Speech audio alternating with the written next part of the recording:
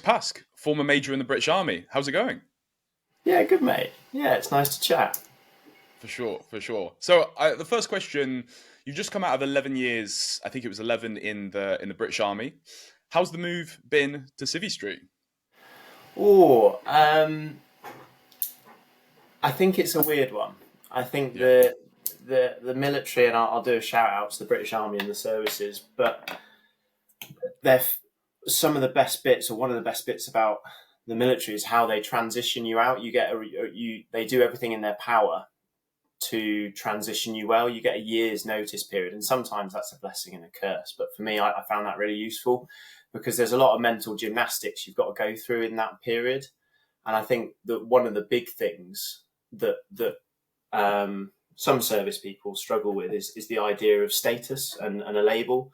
And I think there's a lot of ego that comes into it. I quite, being really, really honest, I quite enjoy being around in the pub with mates and having quite good stories to share because I've done something quite interesting. I've been away and I've done stuff, or there's been some funny stuff going on at work, and it's just a bit different.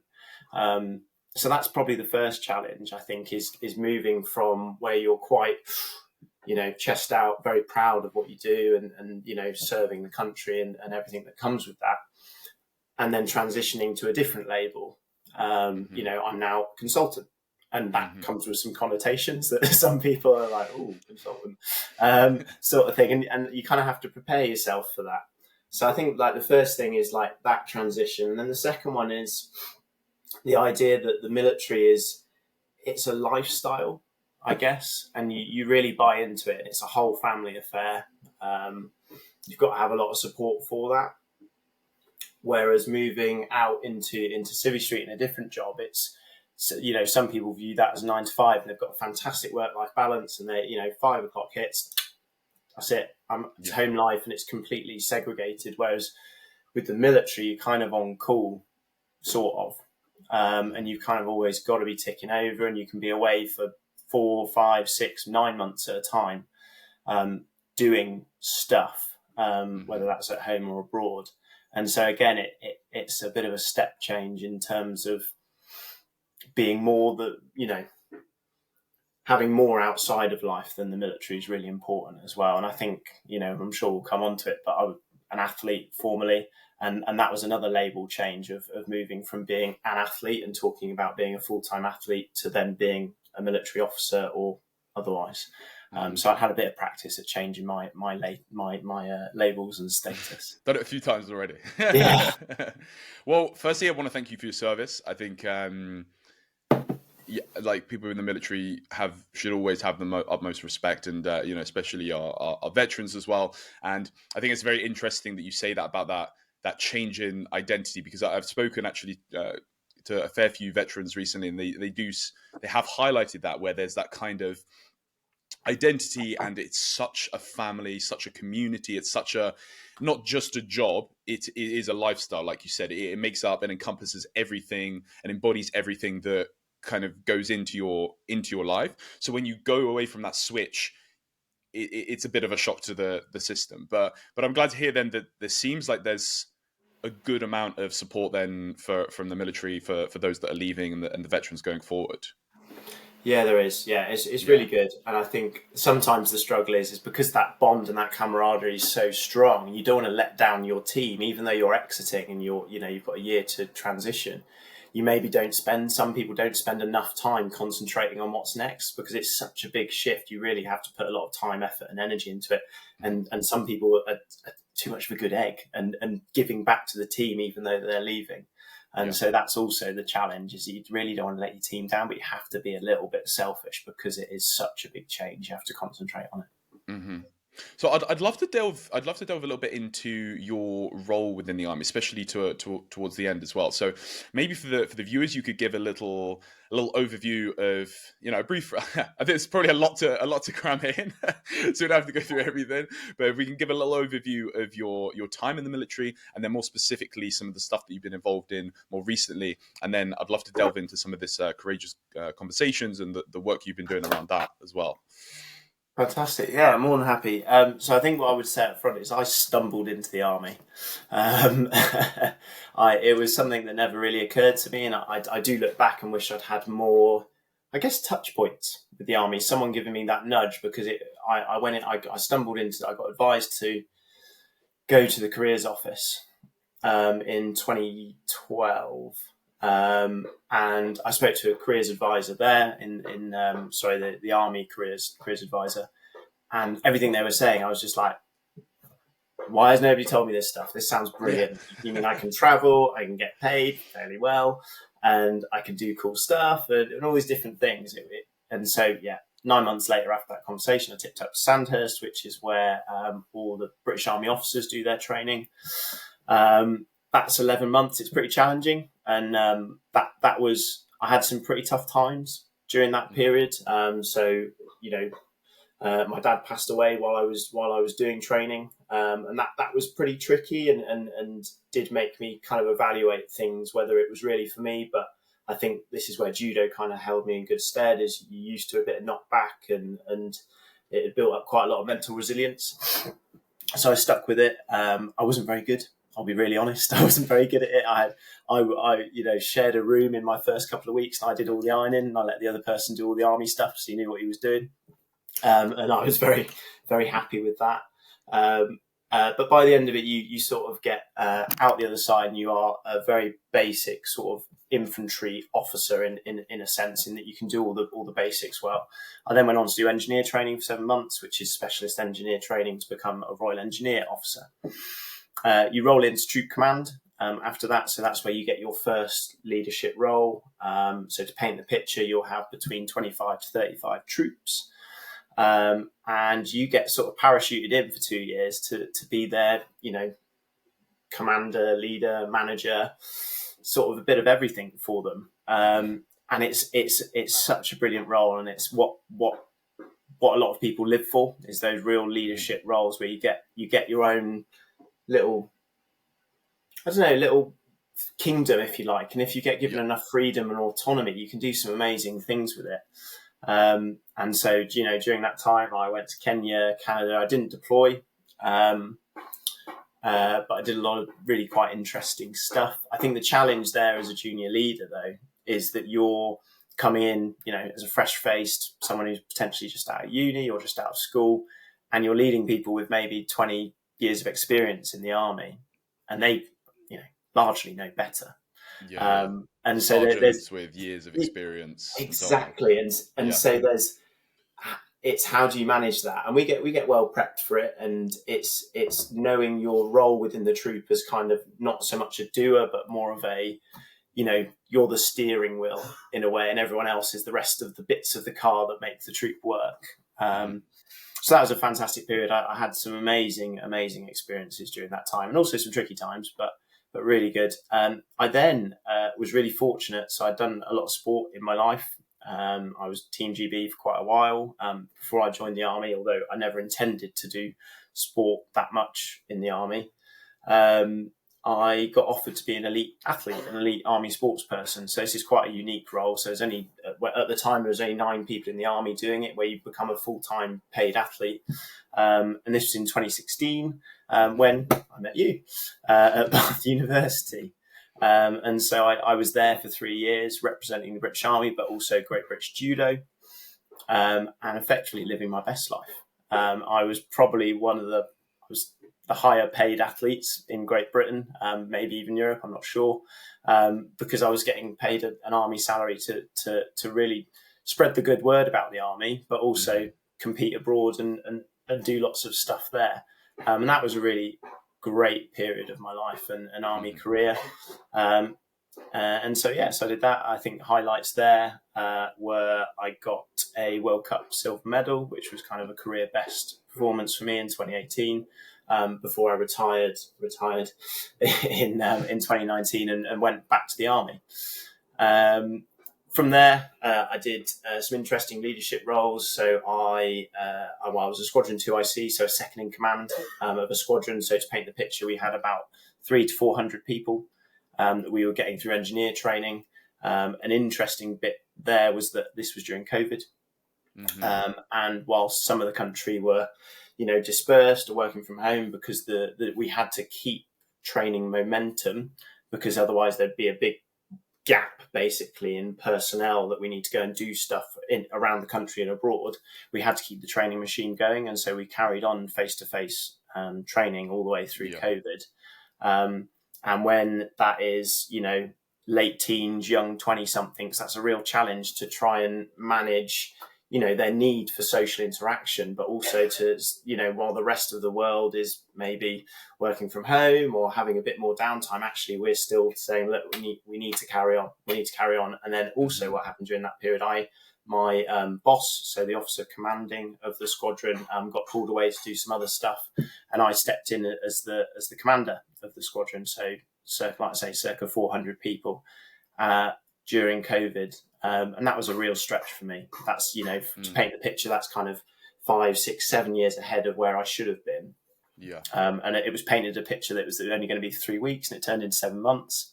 And so it was. I learned. Casually. I really cut my teeth, Yeah. um, and that was a fantastic role. And then the final role that I did in the army, which was kind of a trigger for me to actually, I think I want to do something else, is I worked in the army's diversity, inclusion, and behaviours team, and broadly we'd put that under the banner of culture, I guess now, Yeah. and really trying to turn the dial on how,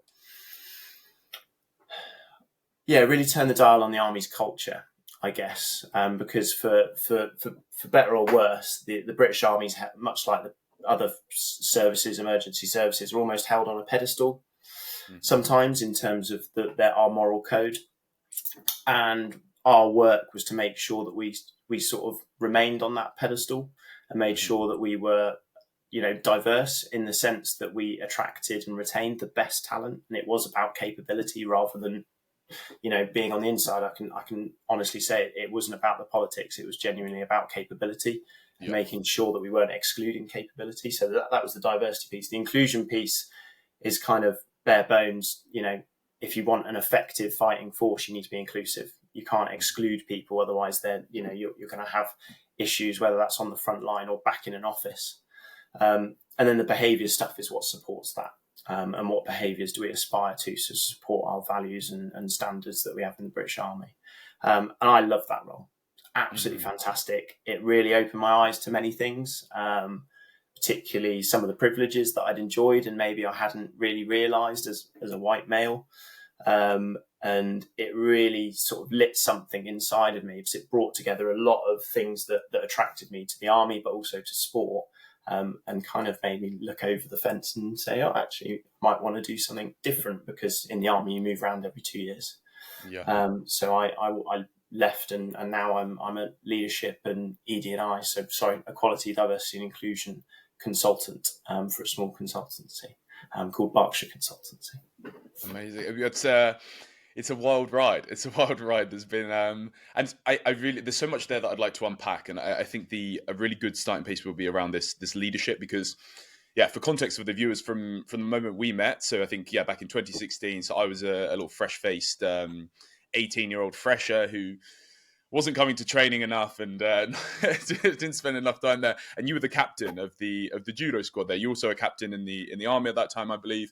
And you were very much the leader. You're very much the person that showed the way for a lot of the youngsters, especially who kind of were trying to figure things out in terms of balancing training, studying, work. And I think you definitely did that very well, because I think you had that direct experience of balancing the training with quite a difficult academic degree in chemistry as well. So I really want to unpack this leadership thing, and I think there's a really interesting quote from one of your articles which I'd love to delve into, because we both shared we had the pleasure of having Jürgen, who was our main judo coach, who was this German guy who had a very unique training style, but one which I think actually in the end really resonated with me, because it was very direct, very feedback orientated, um, but it came from a really good place, and it was definitely a shock to the system, but it was one that I think was very influential on me, and I think also on you as well. So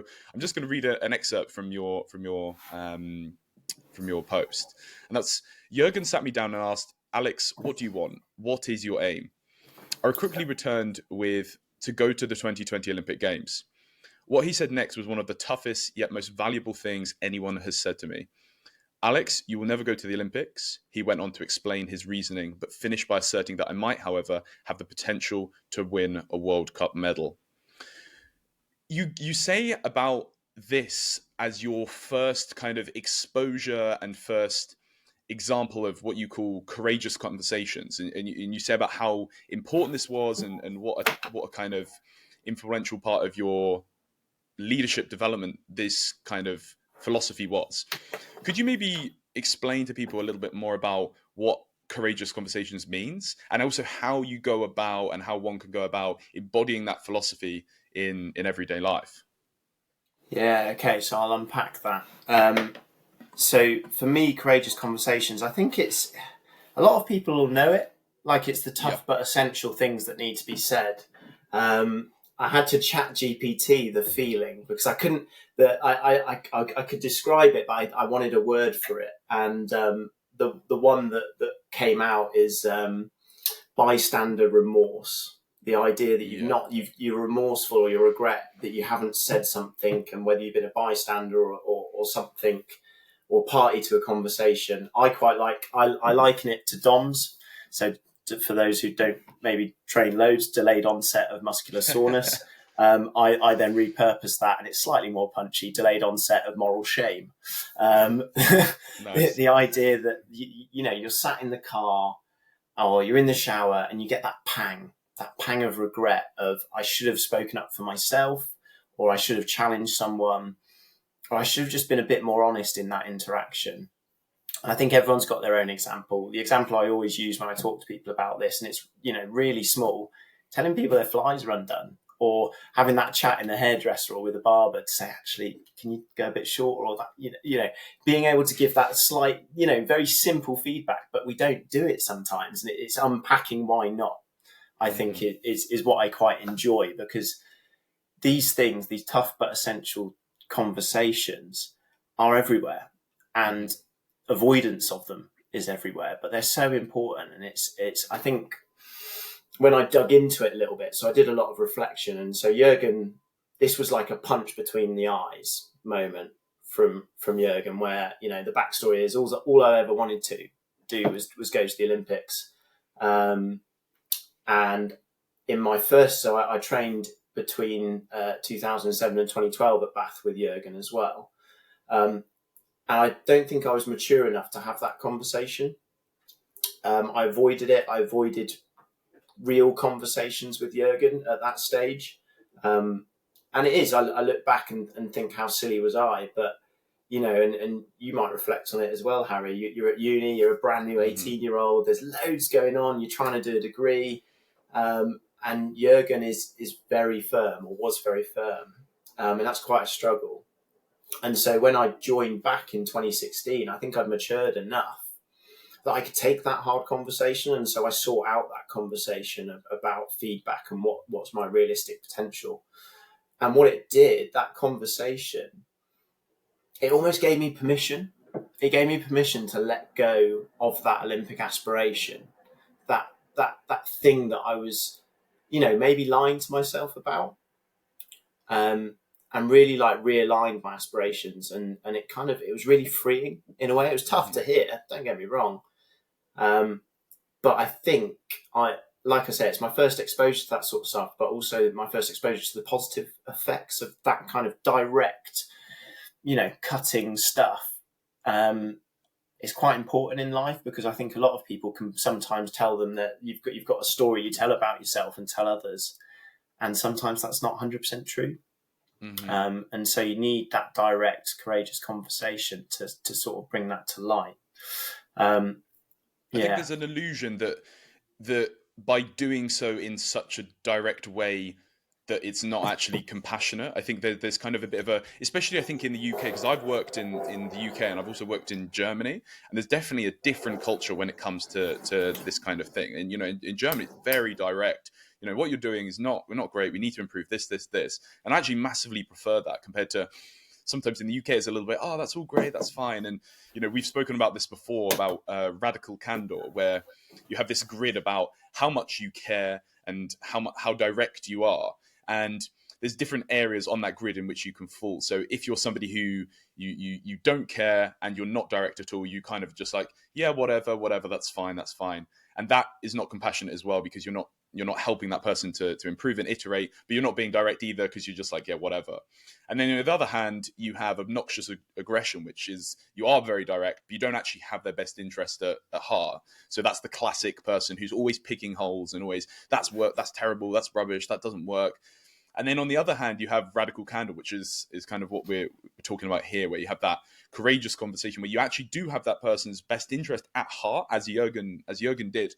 But it's also very direct and can seem quite brutal as well. I remember I turned up to nationals. So we had British championships, and I had not been training. This was first term of uni. I had been training maybe like 2 or 3, 4 times a week, not what I should be.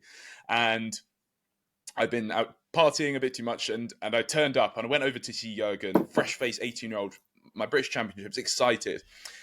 Harry, why the fuck are you here? I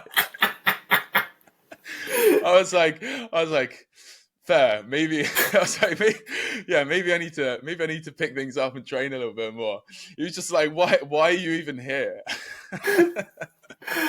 So, but again, I think it's that directness, and it comes from a place of care. But yeah, I'd love to delve into a bit about how this then helped you within your leadership and how that crafted your leadership skills within the military as well, because that, you've talked about leading a whole platoon, being thrown in there after, your Sandhurst training, then going through and having to lead 400 people, essentially, being involved in all of these projects, speeches, etc. How does courageous conversations, how does that lead into being a good leader, and how can people utilize that to become better? Yeah, so I think that conversation that Jürgen had with me, it was like a bit of a moment, and what the internal processes and what I then went on to achieve, and I did get a World Cup medal as he prophesized, if you like, so because of his candid feedback. It made me reflect on my troop command years. So this was before this conversation, and it made me really realize that I stole learning opportunities from some of my troops when I was giving performance appraisals. So you do, like any business, you do, a couple of performance appraisals a year, and one big one a year. And whilst I would write on my troops really accurately, and we'd put people into thirds, and it's a very merit-based organisation, for people who had areas for development and were maybe in the lower third, I sort of shied away from giving that really direct feedback that Jürgen kind of embodies, to the most extreme extent, I would probably say. But I kind of stole those moments from people because I didn't have the courage. I didn't stay true to the Army's values of integrity and courage. And something that gets banged into you, like really, and I really believed it. This is the thing that kind of I really struggled with. I really believed in the mantra that you must have respect over popularity. That's something that's really important as a new leader, a new manager, junior manager.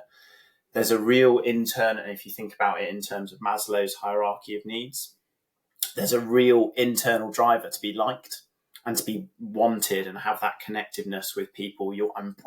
Imagine this, I'm brand new into a troop. All I want to do is be liked and be popular and be welcome and be part of that gang. But I've got to sit someone down and say, you know what, you're not as good as you think you are. Mm-hmm. And here's why. And that takes a lot of courage, and to push down that kind of that need for being liked and that popular drive. Actually, I need to be respected, like we did for Jürgen. Mm-hmm. In being able to sit someone down and tell them where they need to do better, because I care for them and I love them. But I have to put respect over popularity. So that's the first thing. I realised that I didn't do that necessarily in every aspect of what I was doing as a troop commander. I also looked back, and this is where courageous conversations may be bigger than performance. And this is what I'm quite like talking about is maybe there were times where I didn't call out inappropriate behavior or things that were detrimental to our culture. Maybe I shied away from talking about taboo topics as well. And again, that takes courage as a junior leader, junior manager. And so anyway, after this, I went away and did a bit of thinking. And this is where I sort of wrote the paper about courageous conversations. And from my research, I effectively boiled it down to So I looked through the lens of emotional intelligence and our drivers as leaders and managers with emotional intelligence lens. And I boiled it down to two things that we need to concentrate on to really turn the dial on us being able to have these conversations effectively. And the first element of emotional intelligence that I think I lacked was the true internal motivation. I think externally I would say, oh yeah, respect for popularity. I really believe that. But I think internally, I don't think I appreciated that, like I say, I was stealing that gift of feedback from people.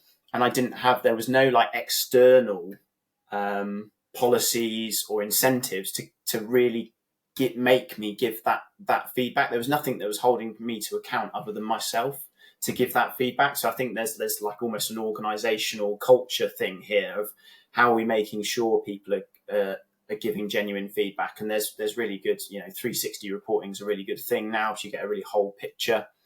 So I think there's the motivation behind why do I need to have this courageous conversation is a real key thing. And you've got to get that very clear in your head, because what that does is that creates a bit of a wobble when you're having that conversation. If you're not fully motivated about the benefits of what's going to happen, you're going to revert back to what your comfortable space of being like, oh, it's not that bad. Actually, I wrote that, but I didn't. And you kind of retract some of your feedback.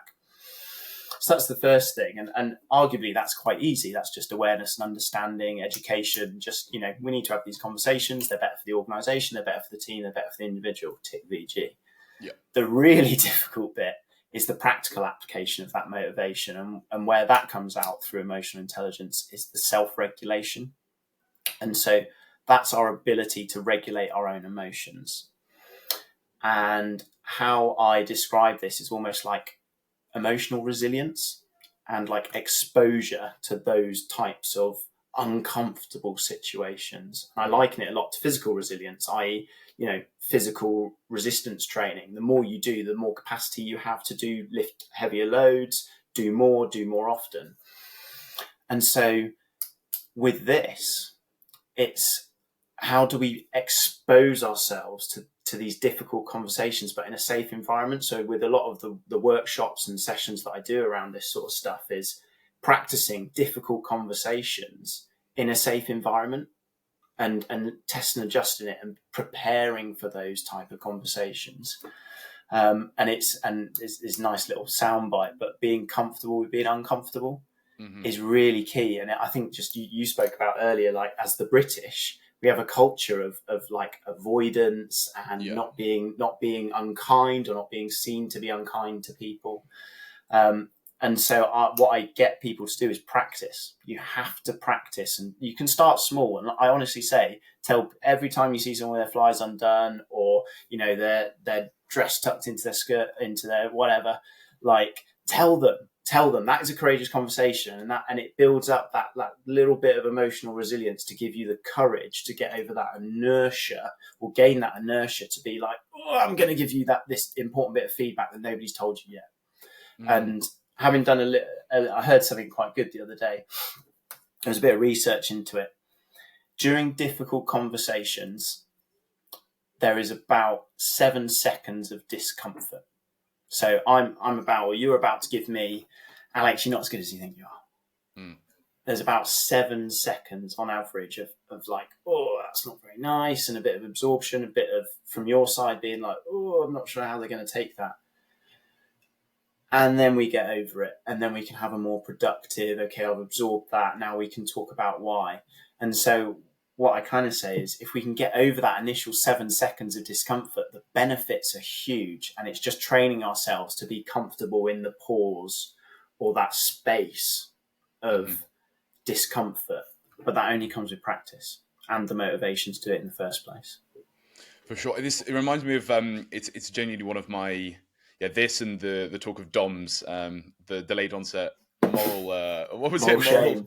Moral Moral shame, yeah. shame. Yeah. It reminds me of like one of my Shame. favorite quotes, which is all that it takes for evil to flourish is that good men do nothing. And I think that's so poignant. And if you don't call out things you're not comfortable with calling things that you see are morally wrong, or just giving direct advice, then it's a really vicious circle that can just spiral and spiral. Because at first it's just, oh well, it's just not saying about this little thing that they did, and then it becomes more and more and more, and it can push it even further. My question around the emotional intelligence, however, is, so again, we're talking a lot about the reflection, the self-reflection of emotional intelligence on the person giving this feedback. How do you deal with somebody who maybe the recipient doesn't have that emotional intelligence? Because I feel like there's an obligation to call out that person who is being a jerk at work or whatever, or has stolen something. I think I really truly believe it's so important for for people now to call out and correct bad and wrong behaviors. But how is the best approach when it comes to people who themselves don't necessarily have that emotional intelligence and aren't necessarily going to be that reflective, but still need to be called out, if that makes sense?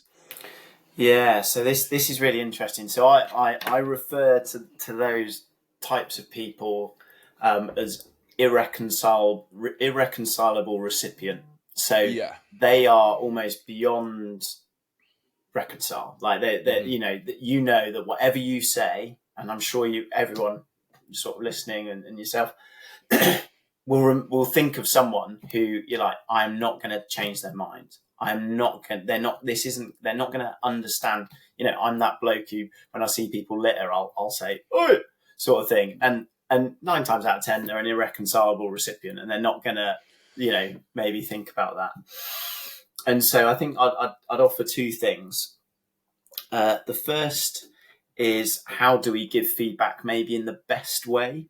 So I think that there's an element of, again, keeping the onus on what we can control, because we can't Yeah. necessarily control the other person. I think, having genuinely low emotional intelligence in the round is a real struggle, because it just, whatever you say doesn't land. But a really nice, simple model that people use is micro question, observation, impact, question.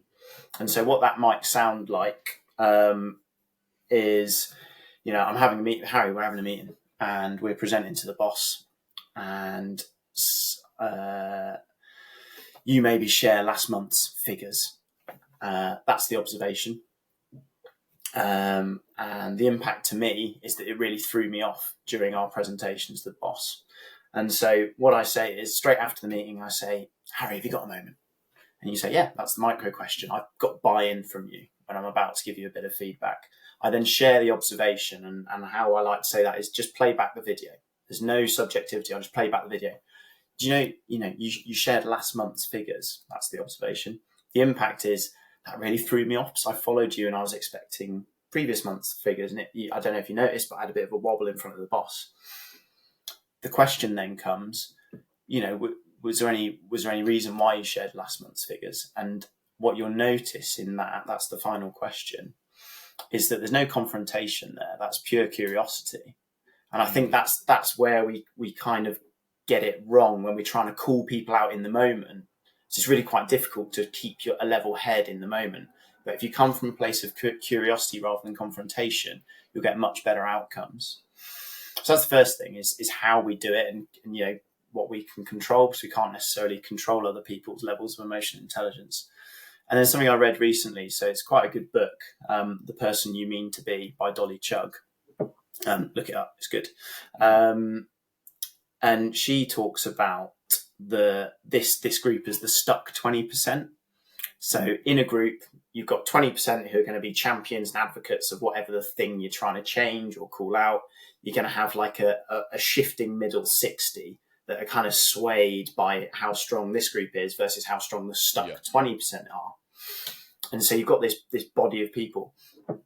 And how she talks about it is when you're in this space, you almost have to accept that stuck 20% aren't going to change. But when you challenge them, what you're actually doing is speaking to that 60% who are swayed, because you're not going to change this person, but how you challenge this person is going to sway whether the 60% go towards championing and advocating for better behaviors, more appropriate behaviors in the workplace, better culture, or actually if you fail to challenge this person, they're going to find this shifting 60 going to think that's acceptable and that's the standard.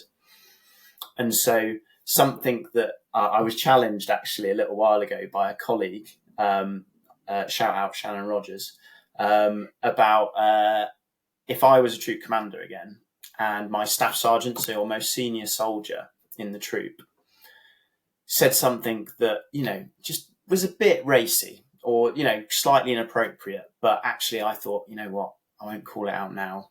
I'll have a chat in the office. So, so I don't detract from his authority or his or her authority. But actually what that does is for that middle 60 that's observing that interaction in the room, they're going to think that's the standard I accept. And they're going to be shifted towards that stuck 20%, which could be my staff sergeant, if you like. And so actually, this is the courage bit, is I have to call it out in that moment, because actually what I'm speaking to is that middle 60% that are going to shift towards me, knowing that is inappropriate or unacceptable or not conducive to our team or environment or our organization.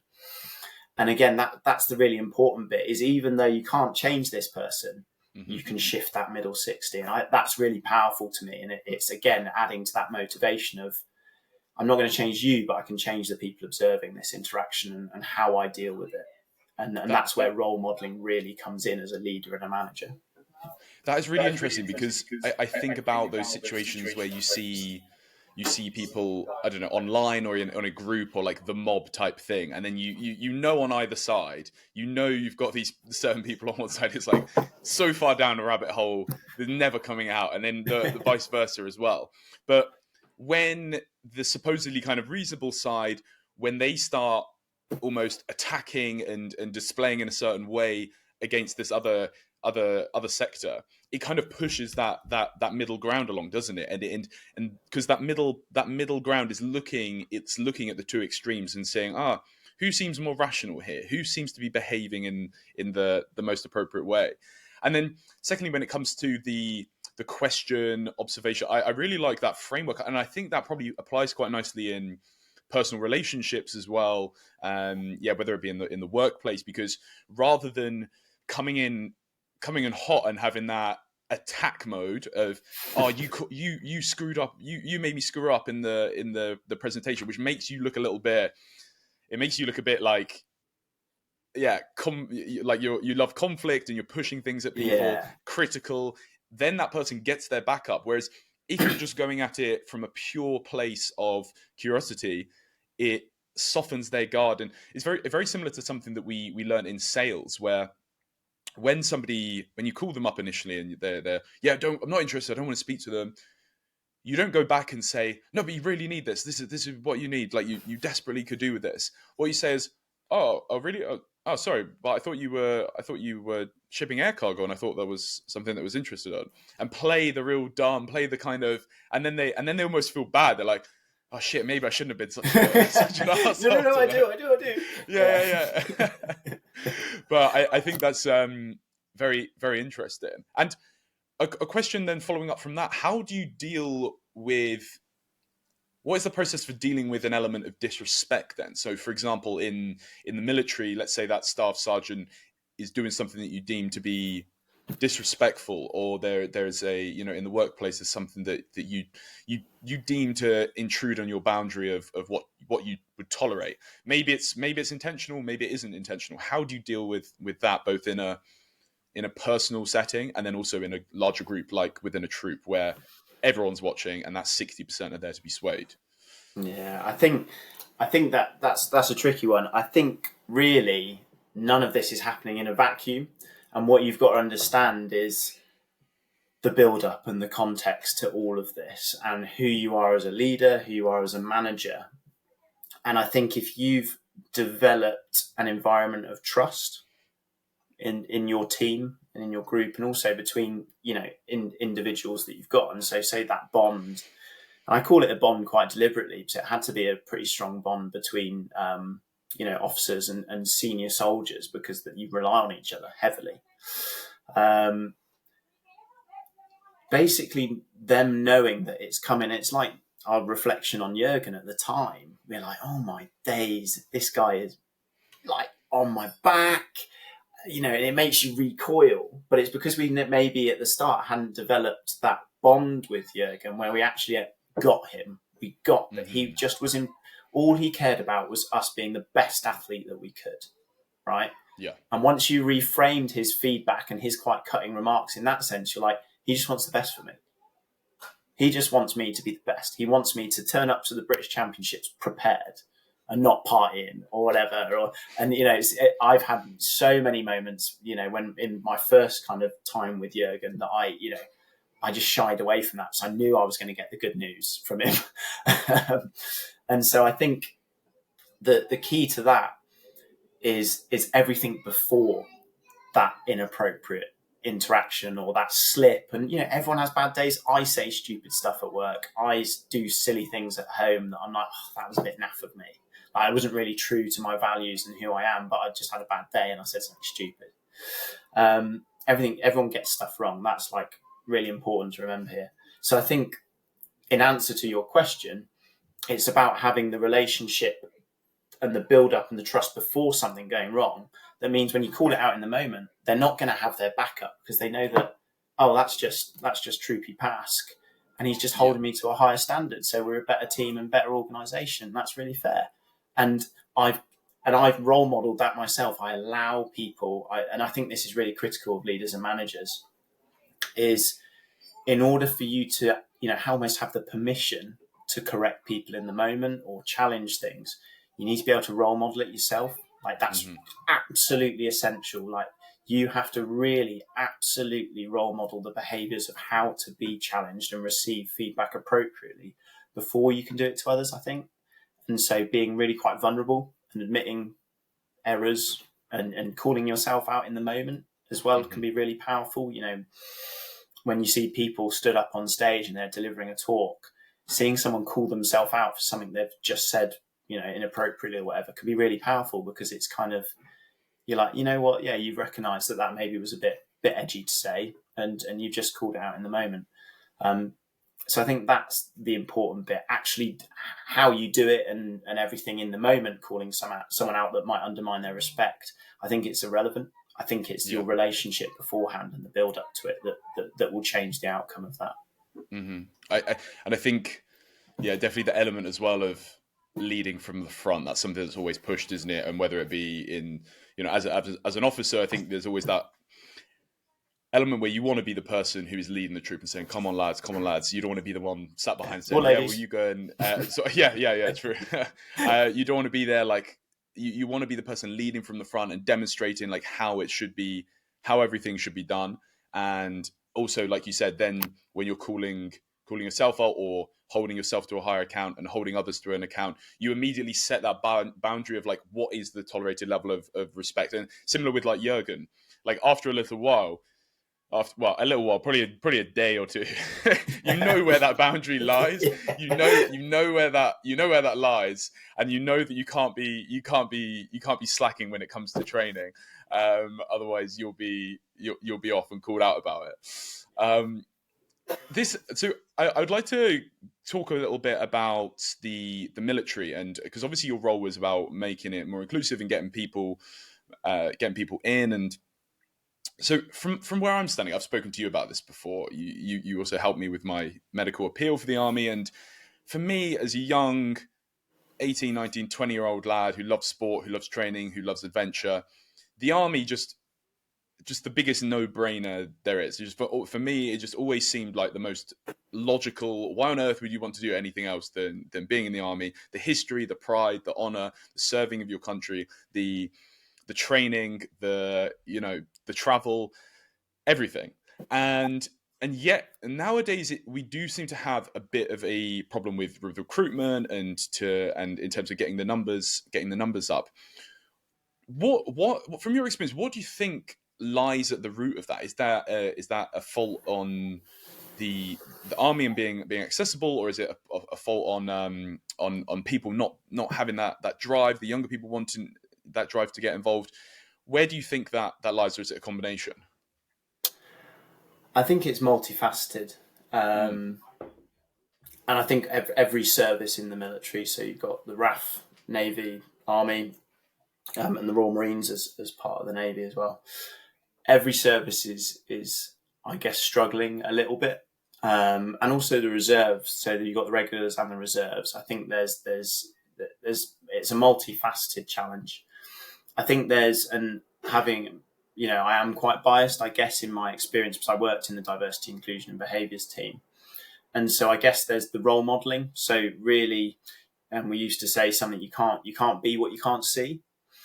And so, having positive role models who are maybe from underrepresented groups in the army. So, we've got, I think when I left, there was about 11% were service women in the army. And I think in terms of ethnic minority representation, it was about 12%. And so there's really an element there of our outward image to society, because I think that was quite at odds with our our national makeup, if you like. And so what was going on there? Or is it our image that's going outward, and how are our media and comms representing like a really inclusive and diverse organisation?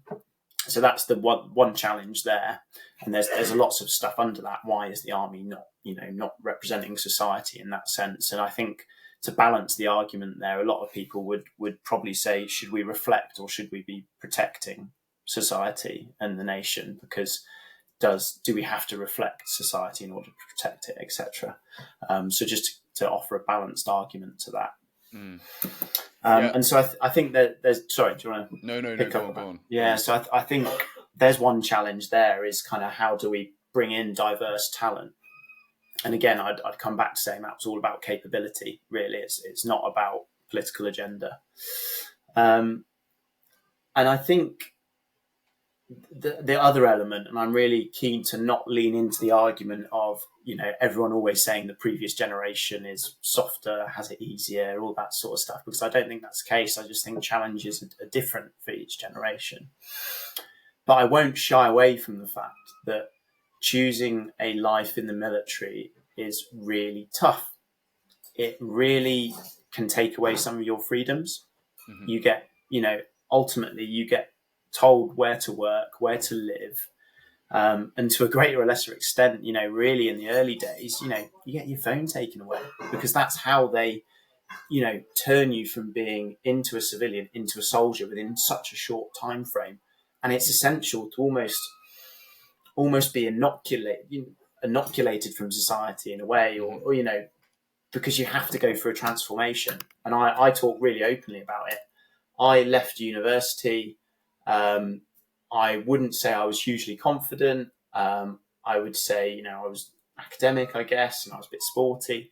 But joining the army irreversibly changed me in the most positive ways.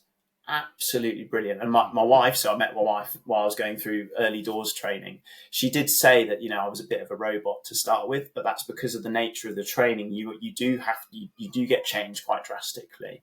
Yeah. But then you grow back into yourself and back into your skin and a lot of different things.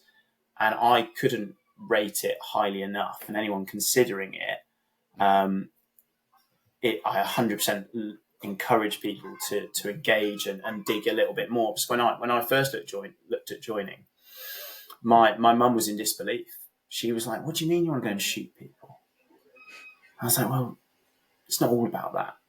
I was looking at different bits of, and any of the services is just like one big business. You've got people who are the pointy end of the spear and doing some pretty crunchy stuff, but you've also got people, who are there quite rightly and earn their place, but doing the supporting acts that mean that people can do the crunchy stuff, whether that's at legal, accountancy, administration, all the way through to engineering and IT and comms.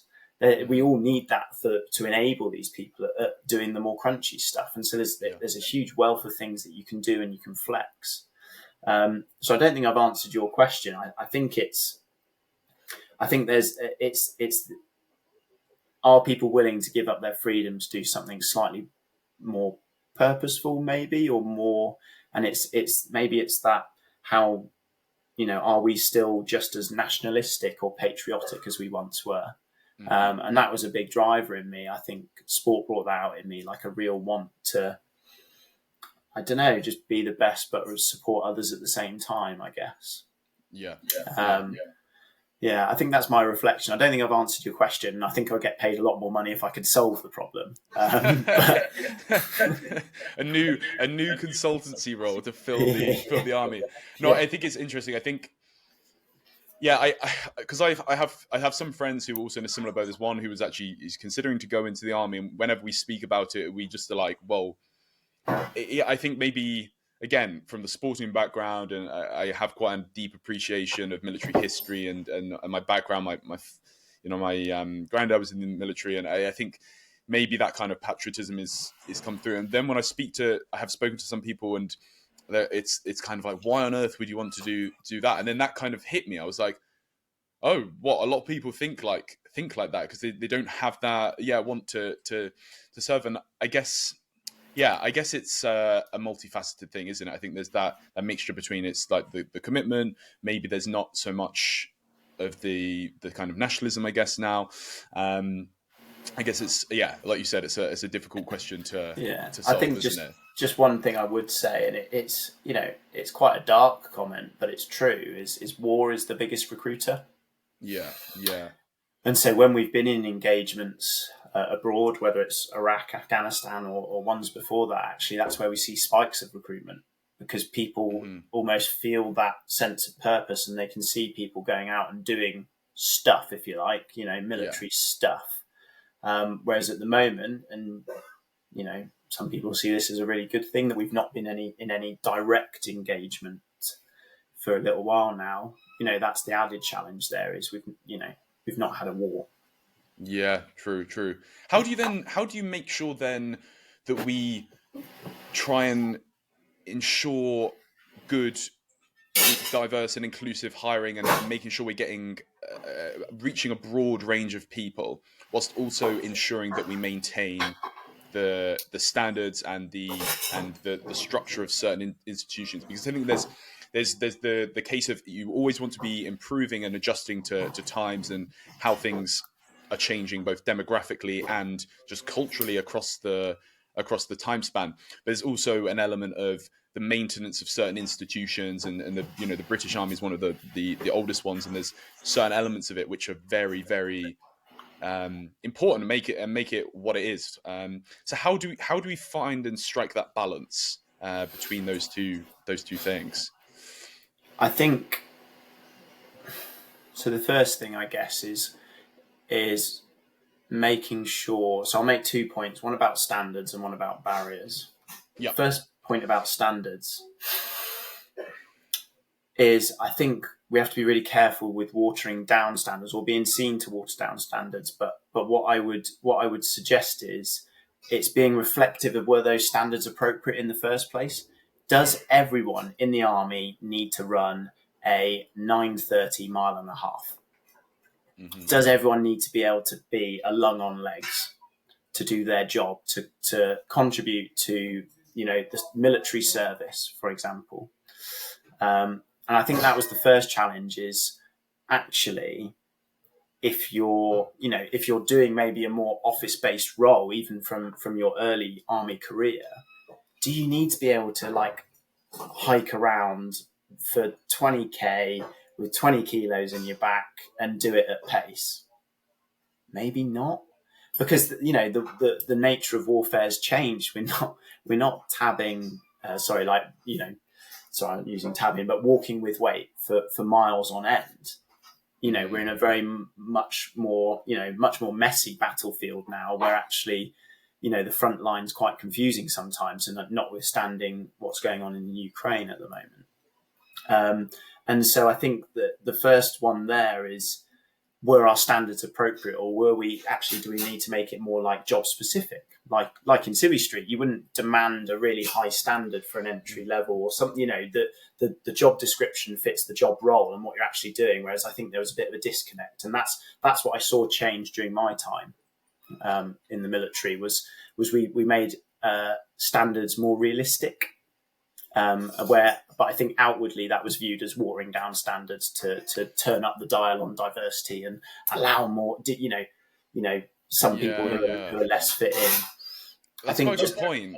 That's a good point, actually, because like that is, I think, the outward look, and when you read it in the headlines, definitely, I think you see that, and that's the kind of interpretation. But actually, that's quite a good point. I guess 100 odd years ago in war, or 100, 200 years ago in battle, pretty much everybody would have to be probably hiking around, taking their stuff, regardless of your role. You'd have to be doing that. But I guess, what you're saying is like, obviously, you still have your paras, you still have your SES who need to be the utmost, rightly so, rightly so, very rightly so.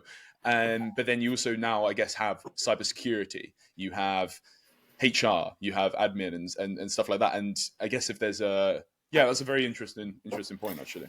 Yeah, and so I think that it's are the standards appropriate, I guess, is the question we asked ourselves as an organisation, and the policies behind them. I think it was like a review of that.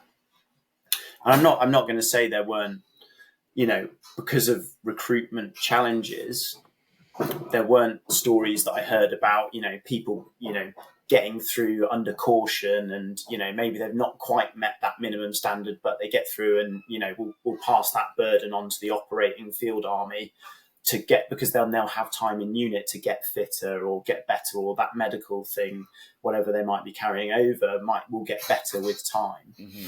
And because there is, don't get me wrong, we need people.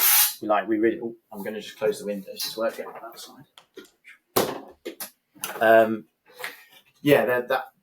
That was the other dynamic here. And then just back to my point of barriers, and this really speaks to my work in equality, diversity, inclusion.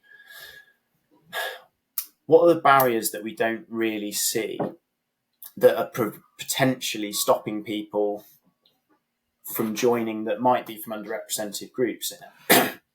And there were loads of examples of this, and some I probably won't or can't share, and others I will. But there's really, just thinking about neurodiversity now, which is quite a hot topic, and people are learning a lot more about it. What's the journey for someone who's maybe neurodiverse or neurodivergent? What's their journey? There's studies into where people were falling out from. They submit an application, but actually we had a really high dropout rate at this point in the recruitment process. Why was that? Okay, maybe that was because we weren't talking people through the application process enough. And some people who might be neurodiverse need lots of reassurance and understanding, and may be able to visualize, what's next, and prepare themselves for it. I think when we talk about recruiting people who maybe aren't British passport holders or from overseas and our Commonwealth countries, there were some barriers there that were quite legacy, and it almost wasn't a military thing. It was a political landscape, and something. It was policy that we didn't hold. It was a government policy that meant there were certain barriers that meant that people would apply to the British Army. But they'd need sponsorship from someone in the UK to say, yeah, I'll be your sponsor and you can join the British Army. And they kind of fell through the gaps. And we found out that some people were there waiting to join the British Army, but were sleeping on people's sofas because the pipeline wasn't right. And it was really quite, scary to hear about these things who people who wanted to fight for our country, fit, strong, very clever people who would add huge capability to the service, but because of policy that we didn't control, they were stuck. They were kind of in limbo and living on their friends and family's sofas, trying to waiting to get into training. And so there's lots of barriers that until you really lift the bonnet, let's say, on what's going wrong, and have some focused research on why are underrepresented groups in the army not joining and having focus groups, those discussions, commissioning research, we are just going to get what we've always got before, because, it comes back to my point earlier. People don't want to join if they can't see themselves in the service. Mm-hmm. So that's kind of the challenge there, I guess, when we talk about recruiting diverse talent. Mm-hmm. No, that's very well put. And a final one from me then is, it's quite a hot topic at the moment. So national service, and yeah, other than the the fact that it's probably more of a kind of political stunt type thing, and we don't need to delve into the kind of politics of why it's been suggested, etc.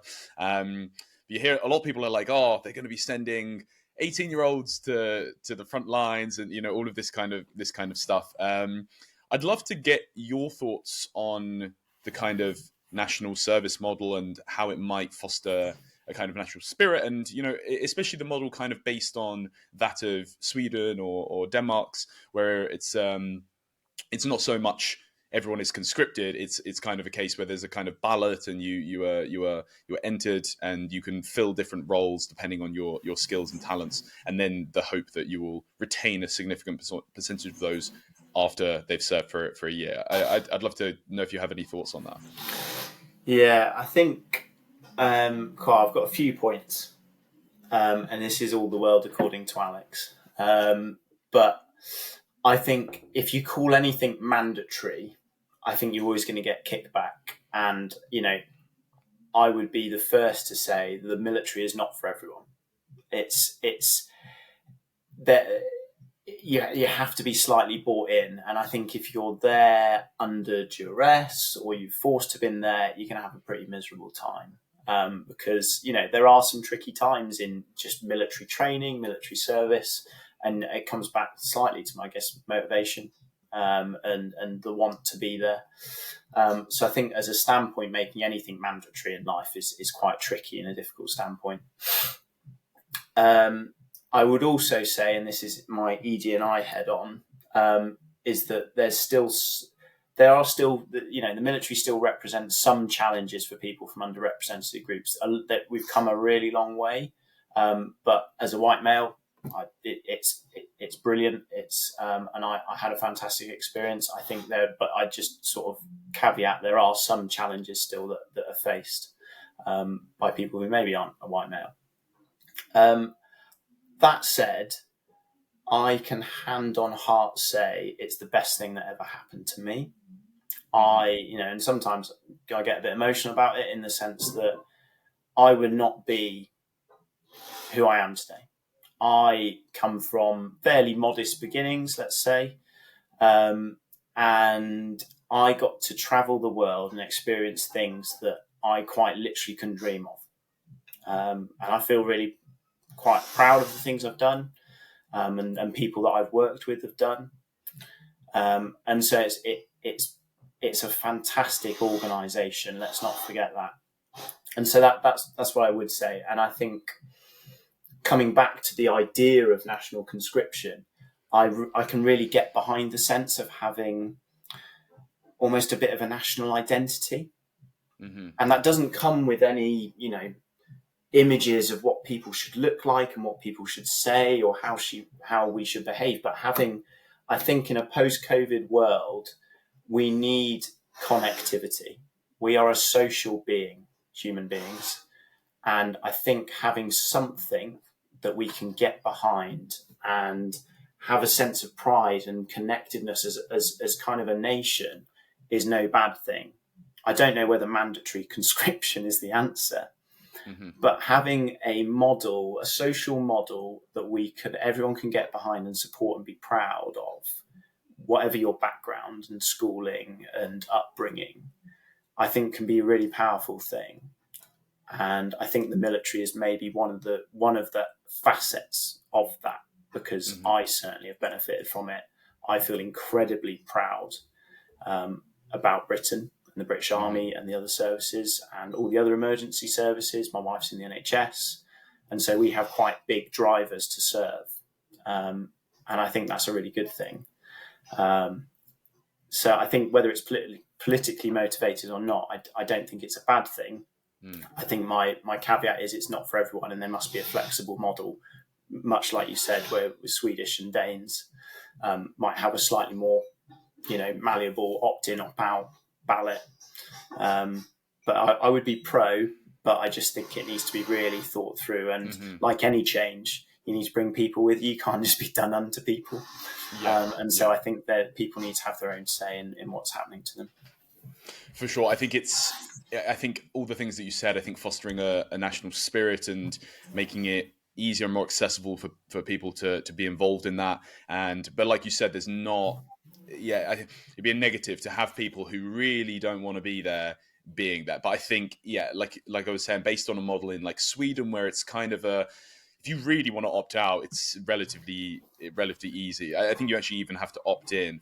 So it's quite easy to do that. And then there's other roles as well, because that maybe fit your skills more, whether it be cyber, whether it be tech, whether it be health. I think there's this maybe misunderstanding that yeah, a lot of sort of, I saw a video recently where the guy's like, why do you want to send us 17-year-olds to the front lines? And I think it's like, if we can mold it and yeah, adjust it a little bit. I think, yeah, it's a very interesting thing. um Alex, thank you so much for your time. It's been an absolute pleasure to chat again. And yeah, thank you so much for sharing. It's been really interesting. I've learned a lot. Thanks, mate. No, it's been really good, and always happy to chat. And yeah, thank you for your time. Pleasure.